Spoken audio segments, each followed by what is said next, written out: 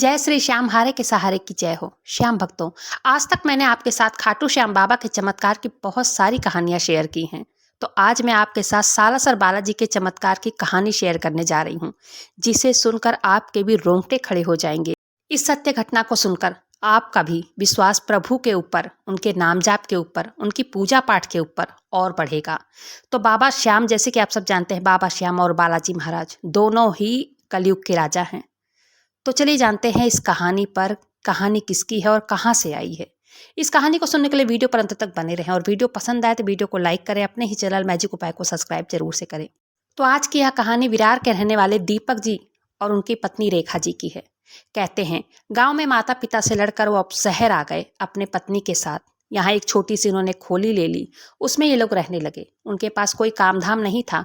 गांव में थोड़े बहुत पैसे रेखा के जो माँ बाप ने दिए थे, जो उनके मायके से मिले थे, वो दोनों वही लेकर शहर आ गए। शहर तो आ गए थे, लेकिन उन्होंने मात्र 8वीं तक ही पढ़ाई की थी, जिसकी वजह से उन्हें नौकरी मिलने में बहुत परेशानी हो रही थी। दीपक जी की पत्नी समझाती कि परेशान मत हो, कोई न कोई काम तुम्हें जरूर मिल जाएगा, हमारे दिन भी अच्छे जरूर आएंगे, आज नहीं तो कल। हमें ईश्वर पर भरोसा रखना चाहिए, ईश्वर हमें परेशानी से जरूर बाहर निकाल देंगे। चलो, ये तो थी एक परेशानी। दूसरी परेशानी भी इनके जीवन में थी, जो कि बहुत बड़ी थी।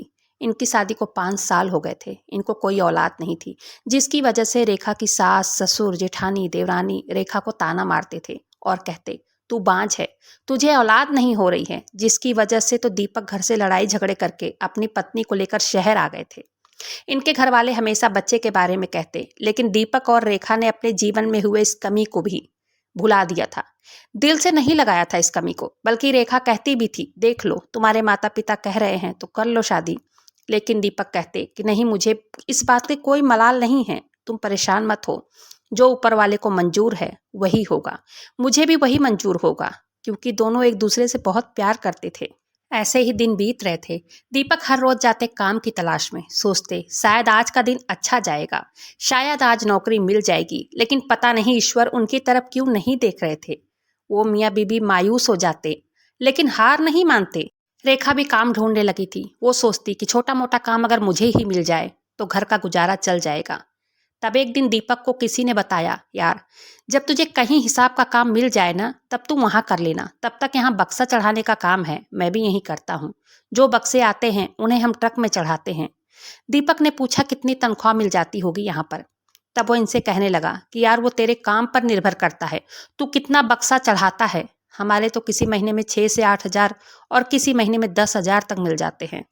वो सेठ जी जाकर मिलते हैं।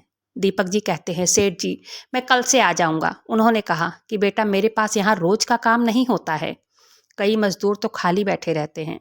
तब तू बराबर वाली दुकान में भी पता कर, वहाँ भी अगर तुझे करना है वहाँ भी तू कर सकता है। यहाँ माल हो तो यहाँ चढ़ा देना ट्रक पे, और जब खाली रहना तो वहाँ दुकान में माल चढ़ा देना। कुछ बक्से ऐसे अगर तू चढ़ाएगा इधर उधर तो तुझे ज़्यादा कमाई हो जाएगी। कुछ पैसे मैं दे दूंगा और कुछ पैसे वो मालिक दे देगा तुम्हें। दीपक जी कहने लगे कि यानी कहीं भी फिक्स नहीं है नौकरी? वो सेठ जी कहते हैं नहीं। दीपक जी ने कहा, ठीक है सेठ जी, मैं कल से आता हूँ। तब दीपक जी दूसरे दुकान में भी जाकर वो सेठ से भी बात कर लेते हैं। दीपक जी वहाँ सेठ से बात करके घर पहुँचे और घर जाकर सब कुछ अपनी पत्नी रेखा से बताते हैं। उनकी पत्नी कहती है, काम तो बुरा नहीं है, करना तो है ही है, पैसे की जरूरत है हमें, वैसे जबरदस्ती मैं आपको नहीं करूंगी, मर्जी हो तो कीजिए। दूसरे दिन दीपक सुबह तैयार होकर चले गए काम पर। वहां जाकर उन्होंने सारा दिन बक्सा चढ़ाया। ट्रकों पर कभी यहाँ चढ़ाते तो कभी वहां चढ़ाते। उन्हें पूरे दिन के 300 रुपए मिले और वो खुशी खुशी शाम को घर आए। अपनी पत्नी को पैसे देते हुए कहने लगे, बहुत थक गया हूँ। उनकी पत्नी ने खिचड़ी बनाई थी और दोनों जन खिचड़ी खाकर ईश्वर का धन्यवाद करके सो गए। दूसरे दिन, तीसरे दिन ऐसे ही काम पर जाने लगे। तब ऐसे ही एक दिन एक सेठ आते हैं माल लेने और कहते हैं, 35 बक्से ट्रक पर चढ़ा दे। दीपक ने कहा, सेठ जी से पहले पूछ लीजिए। वो कहते हैं कि तू ट्रक वहां खड़ा है, तू माल चढ़ा, मैं बात कर लूंगा बाद में। तब दीपक जी का मन आगे पीछे कर रहा था। वो सेठ से पूछ भी नहीं सकते थे, क्योंकि सेठ जी अंदर किसी और सेठ से बात कर रहे थे। ये सोच रहे थे, क्या करूं, मालिक के बिना कहे कैसे चढ़ाऊं बक्सा। तब वो सोचे कि कोई बात नहीं, बक्सा चढ़ाना तो है ही है, ये भी तो माली लेने आए हैं। तब वो अकेले ही बक्सा ट्रकों पर चढ़ाने लगे। दीपक जी के सेठ बातचीत करके दुकान से बाहर निकले, बात कर रहे थे उन सेठ से। तब तक ये बक्सा चढ़ाकर आए और इनसे कहने लगे कि सारे बक्से तूने चढ़ाए हैं और मजदूर कहाँ गए। तब वो दूसरा सेठ कहने लगा कि यही दिखा मुझे तो मैंने इसी को बोल दिया कि बक्से चढ़ा, और मजदूर कहाँ है पता नहीं। वो सेठ जी इनसे कहने लगे कि मजदूर हैं और कहाँ हैं। वो सेठ जी कहने लगे कि इतना भारी बक्सा 35 बक्सा तूने अकेले ही चढ़ाया, इतना वजन अकेले क्यों उठाया, वो दोनों मजदूर कहाँ हैं। तब दीपक जी कहने लगे वो दोनों मजदूर गए हैं चाय पानी पीने, मैंने उनको नहीं बताया। नीचे सर झुकाए खड़े थे, नजरें नहीं मिला पा रहे थे दीपक जी दोनों सेठों से।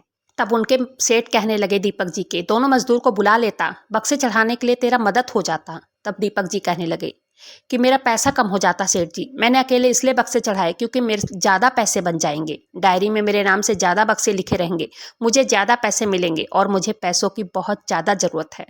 वो सेठ जी जो माल लेने आए थे वो दीपक से कहने लगे, बेटा और अगर मजदूर थे तो उन्हें भी बुला लेना चाहिए था, इतनी मेहनत अकेले करोगे तुम्हारी तबीयत खराब हो जाएगी। दीपक कुछ बोल नहीं पाए।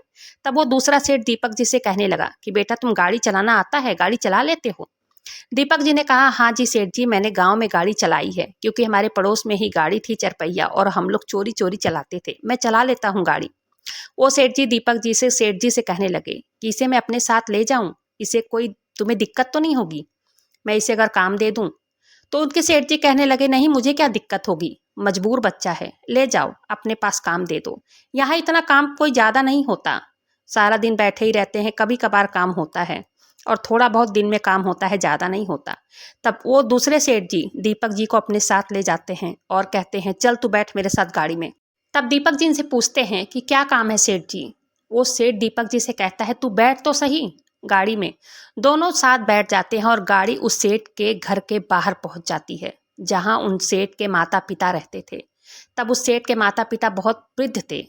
वो सेठ अपने माता पिता से कहते हैं पिताजी आप रोज बालाजी के मंदिर जाते हैं ना, ये बहुत नेक बच्चा है, आपको रोज सही सलामत ले जाएगा और रोज ले भी आएगा।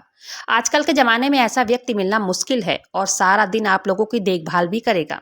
तब उनके सेठ ने उन्हें 11,000 की तनख्वाह बताई कि हर महीने की तुम्हें 11,000 की रकम मिलेगी। दीपक जी के लिए बहुत बड़ी रकम थी। वो कहते हैं सेठ जी मैं कल से आ जाऊंगा। दीपक जी भागे भागे घर आते हैं। अपने घर में आकर अपनी पत्नी रेखा को बताते हैं कि मुझे आज एक नई नौकरी मिल गई है। तब रेखा बहुत खुश हो जाती है। रेखा कहती है चलो ईश्वर का बहुत बहुत धन्यवाद, रास्ता तो दिखाया प्रभु ने, एक अच्छी नौकरी तो मिल गई। दूसरे दिन दीपक सुबह जल्दी उठकर सेठ के घर पहुंच जाते हैं। बाहर चमचमाती गाड़ी को देखकर इनकी आंखें चौंधिया जाती है। तब इन्होंने गाड़ी पर कपड़ा मारा और अंदर पहुंच गए। वो अंदर पहुंचकर उनकी सेठ जी की माँ की डांट भी सुनते हैं और वो कहती हैं तू आधा घंटा लेट है, मुझे मंदिर जाना है, जब मंदिर से सब दर्शन कर लेंगे तब जाऊंगी क्या, चल फटाफट मुझे गाड़ी में बिठा। वो सेठ जी की माता जी चलती हैं साथ में। दीपक जी कहने लगे कि माता जी मुझे नहीं पता था कि आप सुबह सुबह मंदिर जाते हैं, नहीं तो मैं और जल्दी आ जाता। वो सेठ जी के पिताजी ने कहा बेटा आज मैं भी आऊँगा, चल मुझे भी बिठा ले। दीपक जी ने पूछा कौन से मंदिर जाना है। तब उनके पिताजी ने एड्रेस बताया, उस मंदिर में जाना है। उनकी माता ने दीपक जी को एक पर्ची थमाई हाथ में और कहा मंदिर से लौटते हुए ये सामान भी ले आना है। तब दीपक जी गाड़ी में दोनों जन को बिठाकर मंदिर ले जाते हैं। दीपक जी बहुत खुश थे कि मैं बुजुर्गों की सेवा कर रहा हूँ। उनको पैसे के लालच नहीं था।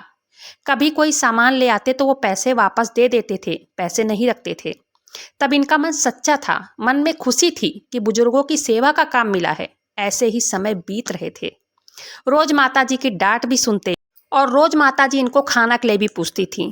कहती दीपक खाना खा लो बेटा, तब ये मना कर देते, कहते नहीं मेरी पत्नी ने बनाकर दिया है। सेठ जी की माता जी इनसे कहती हैं कल से तू सुबह खाना मत लेके आना, मना कर देना, खाना तू यहीं खाएगा हमारे साथ। ऐसे ही कुछ दिन बीत गए। तब एक दिन दीपक जी के सेठ जी की जो माता जी थी उनको ले जाकर मंदिर छोड़ देते हैं और सेठ जी की माता जी कहती हैं मैं तुझे रोज देखती हूँ, तू मंदिर के बाहर लाकर हम दोनों को छोड़ देता है और अंदर नहीं आता, चल मेरे साथ अंदर। दीपक जी कहने लगे मैं क्या करूँगा अंदर जाके, मेरा मन भगवान से उठ गया है, हमारे जीवन में कोई खुशियाँ नहीं हैं, हम पति पत्नी लावारिस की तरह जीवन बिता रहे हैं, ना तो माता पिता का फोन आता है और ना ही हमें कोई याद करता है। सेठ जी की माता जी कहती हैं तू अंदर आएगा कि नहीं। तब दीपक जी कहते हैं नहीं मैं अंदर नहीं आऊँगा माता जी। तब वहीं खड़े खड़े उनकी माता जी ने कहा ठीक है कल से नौकरी पे मत आना। दीपक जी कहते हैं ये क्या माता जी, आप तो खड़े खड़े ही मुझे नौकरी से निकाल रही हो। वो माता जी कहती हैं या तो तू अंदर आ नहीं तो तू कल से मत आना नौकरी पे। दीपक जी झटपट दौड़ते हुए अंदर आ जाते हैं और बालाजी को प्रणाम करते हैं। बालाजी से कहते हैं, हे बालाजी महाराज, मेरा तो मन नहीं था अंदर आने का, आज तो आपकी वजह से मेरी नौकरी बच गई। वो माताजी तब कहती हैं, आज ही सारी बातें कर लेगा क्या बालाजी से, चल रोज आना है मेरे साथ अंदर। इतना कह के दोनों निकल पड़ते हैं। तब ऐसे ही 2 महीने बीत गए थे। एक दिन माताजी कहने लगी, मुझे सालासर जाना है। दीपक जी कहते हैं, ये सालासर बालाजी कौन है? वो माताजी कहती हैं, तू नहीं जानता सालासर बालाजी, वो दाढ़ी मूछ वाले। वो कहते हैं कि ये दाढ़ी मूछ वाले कौन हैं? वो माताजी कहती हैं, वो बहुत चमत्कारी हैं, वो सारी मनोकामनाएं पूरी कर देते हैं। दीपक जी ने हंसते हुए कहा, मजाक उड़ाते हुए, अम्मा जी आपकी कौन सी मनोकामना रह गई है जो पूरी नहीं हुई है? सारी तो पूरी हो गई है। इतना अच्छा बेटा है आपके पास, इतना अच्छा घर है, चमचमाती गाड़ी है आपके घर के बाहर। तो वो माताजी कहने लगी, उनके पिताजी भी कहने लगे, हाँ हाँ बेटा वो तो है, लेकिन फिर भी मुझे उनका दर्शन करने जाना है, उनकी कृपा हमारे ऊपर बनी रहे, इसलिए हमें उन्हें दर्शन करना है उनका जाके।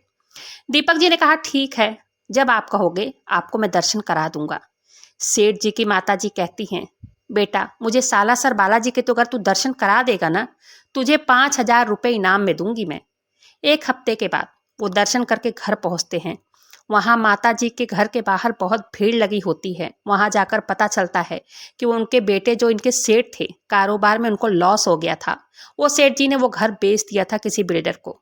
माता जी को नहीं बताया था, ना पिताजी को बताया था। वो बिल्डर कहने लगा आया हुआ था उस दिन, बाबूजी, माताजी, आपको ये घर 15 दिन में खाली करना पड़ेगा। इनके सेठ जी भी वहां पर खड़े थे। सेठ जी के माता पिता ने उनसे कहा, तेरी बीबी हमें रखना नहीं चाहती, तूने हमारा ये घर भी बेच दिया है, अब हम कहाँ जाए? तब दीपक जी के सेठ जी ने झल्लाते हुए कहा, कारोबार में लॉस हो गया था तो क्या करूं, बेचना पड़ गया मुझे, कारोबार मुझे फिर से खड़ा करना है कि नहीं, कम काम धाम करना है कि नहीं? झल्लाते हुए बोले। तब दीपक जी कहने लगे, अब उनके माताजी को समझाते हुए, कि आप हमारे साथ हमारे घर चलना। इनके सेठ जी के पिताजी इन्हें डांट कर भगा देते हैं। फिर दीपक जी अपने घर आकर अपनी पत्नी को सारी बातें बताते हैं। दीपक जी कहते हैं, माता जी और बाबू जी बहुत अच्छे हैं, उनके सेठ जी उनके साथ धोखा किए हैं। सेठ जी की पत्नी उन्हें साथ नहीं रखना चाहती। दीपक जी की पत्नी कहती है कि यहाँ पर भी तो एक ही कमरा है, हम कैसे उन्हें रख पाएंगे? दीपक जी कहते हैं, हम बीच से एक पर्दा डाल देंगे, चल जाएगा ना? तो रेखा कुछ नहीं बोलती है। दूसरे दिन दीपक जी काम पर जाते हैं। दीपक जी के सेठ जी बाबूजी जो हैं कहते हैं, दीपक तुम कहीं और काम ढूंढ लेना, क्योंकि जब घर ही नहीं रहेगा इस गाड़ी का हम करेंगे क्या? इसे मैं बेच दूंगा और किराए पे कहीं कमरा लेकर हम दोनों वहीं रहेंगे। दीपक जी कहते हैं, मेरे साथ चलो बाबूजी, आप मेरे घर में रहो। बाबूजी कहते हैं, जब अपना बेटा ही नहीं सगा हुआ तो तू क्या हमारा सगा होगा? वो दीपक जी को डांट कर फिर से भगा देते हैं। ऐसे ही दीपक जी परेशान थे कि क्या करूं, कहाँ दूसरा काम ढूंढूं, कहाँ काम मिलेगा। ऐसे ही फिर एक दिन माता जी का फोन आया। उन्होंने कहा कि हमें सालासर बालाजी का दर्शन तो करा दे, नहीं तो गाड़ी भी बिक जाएगी, हम कैसे जाएंगे दर्शन करने? दीपक जी कहने लगे, ठीक है माता जी, कब जाना है? सेठ जी की माता जी कहने लगी, कल रात में ही निकल चलते हैं। तब दीपक जी माता जी से कहने लगे कि माता जी, मेरी पत्नी अकेले कहाँ रहेगी, 2-3 दिन का टाइम लग जाएगा, यहाँ अकेले वो रह नहीं पाएगी, नया शहर है, किसी को जानती नहीं है वो। उनकी पत्नी को उन्होंने कहा, ले चलना साथ, कोई बात नहीं, आने जाने में 2 दिन लग जाएंगे तो वो भी साथ चल लेगी, वो कहाँ रह पाएगी, कोई बात, सही बात है, तुम सही कह रहे हो।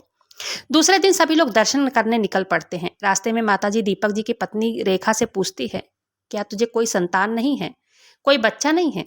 तब रेखा कहती है, नहीं माताजी, बहुत इलाज करवाया, हर जड़ी बूटी खाकर, हर उपाय देखकर, हर पंडित, ओझा, वैद्य, डॉक्टर सभी को दिखा लिया, कोई बच्चा रुकता ही नहीं है, क्या करूं?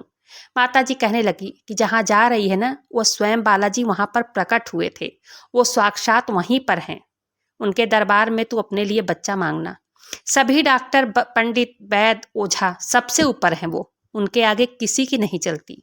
उनकी पत्नी कहने लगी कि ओझा बता रहा था कि मेरी कोख किसी ने बांध दी है कि मुझे बच्चा ना हो, मेरे ऊपर किसी ने कुछ कर दिया है, बहुत झाड़ फूक भी करवाया लेकिन कोई फायदा नहीं हुआ। तभी तो इनके माता पिता कह रहे थे इनकी शादी कहीं और कराना चाहते थे, फिर ये मुझे लेकर यहाँ चले आए। तब सभी लोग बातचीत करते करते पहुंच गए सालासर बालाजी महाराज के मंदिर। वहां जाकर सभी ने दर्शन किया और दीपक जी बालाजी से प्रार्थना करने लगे, हे बालाजी, इन बुजुर्गों का कोई सहारा नहीं है, इनका सहारा बनो। रेखा ने अपने लिए दुआ की। सभी लोग एक दूसरे के लिए दुआ करके खाटू धाम पहुंच गए। वहां भी सभी लोगों ने दर्शन किया। धोख मारने वो लोग चले गए खाटू धाम। अपने घर लोग दर्शन करके आए। दीपक रात के 2:30 बजे रात तक अपने घर की गलियों में पहुंचा। माताजी और बाबूजी को अपने साथ अपने घर ही ले गया, उनके घर नहीं लेके गया।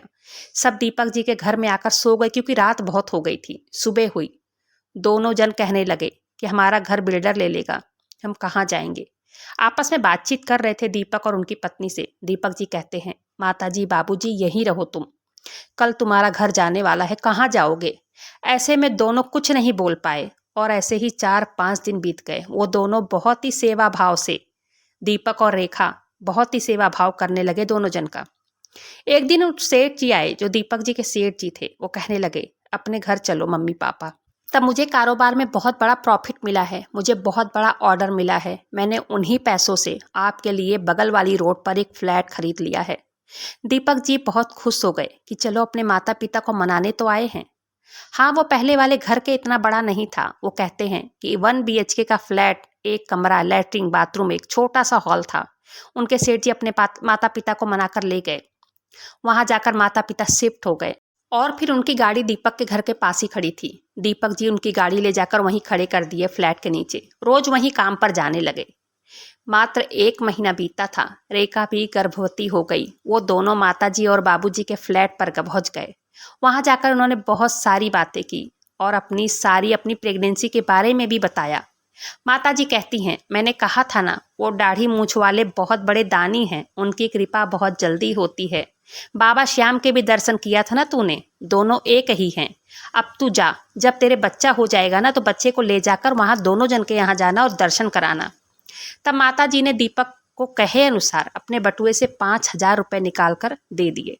दीपक जी वो पैसे लेकर बहुत खुश हुए। तब दोनों माताजी और बाबूजी से मिलकर अपने घर आए। घर आकर दीपक जी ने अपने गांव में फोन किया। फोन करके बताया कि मैं बाप बनने वाला हूं। सभी लोग बहुत खुश हुए सुनकर और लोग रेखा को गांव भी बुला रहे थे, उनकी जिठानी, उनकी सास। लेकिन दीपक कह रहे हैं मैंने भेजने से मना कर दिया। मैंने कहा नहीं, अब नहीं भेजूंगा मैं, अब जो बच्चा होगा यहीं होगा। तो भक्तों, प्रभु की माया है, कब क्या हो किसके साथ किसी को कुछ नहीं पता। दीपक जी के साथ हुई बाबा श्याम के, बालाजी महाराज के, सालासर बालाजी महाराज के चमत्कार की सत्य कहानी यहीं पर समाप्त होती है। वीडियो पसंद आए तो वीडियो को लाइक करें, अपने ही चैनल मैजिक उपाय को सब्सक्राइब जरूर से करें। बाबा श्याम नाम का जयकारा, सालासर बालाजी नाम का जयकारा जरूर लगाएं। मिलते हैं फिर ऐसे किसी वीडियो के साथ, तब तक के लिए जय श्री श्याम, हारे के सहारे की जय हो, सालासर बालाजी महाराज की जय हो।